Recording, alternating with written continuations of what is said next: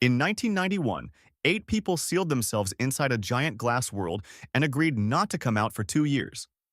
It was called Biosphere 2, a 3-acre sealed dome in the Arizona desert, built to prove that humans could one day live on Mars.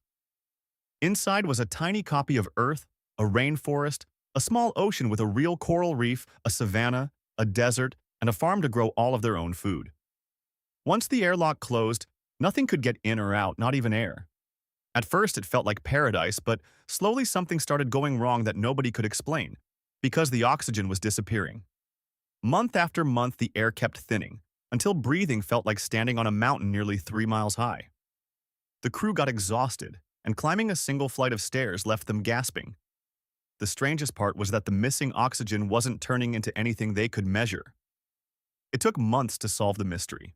The rich soil they packed in was full of microbes, and those microbes were eating oxygen and breathing out carbon dioxide, exactly as expected.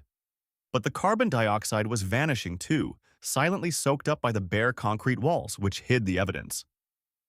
Their tiny world was quietly suffocating itself. Then the food ran short because the farm produced less than they hoped, so 8 brilliant people spent 2 years constantly hungry, and hunger has a way of fraying people.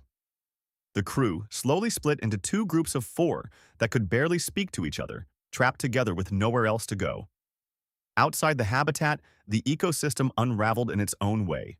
The insects that pollinate plants died off, while cockroaches and ants thrived and took over, and vines nobody could control smothered the crops. Eventually, they had to pump in fresh oxygen just to keep everyone safe. When the doors finally opened in 1993, the world called it a failure. But the failure was the discovery, because 8 people with a $200 million machine could not rebuild even a sliver of what Earth does for free every second. The real biosphere was never the one under the glass, it's the one you're standing in right now. Subscribe if you learned something new.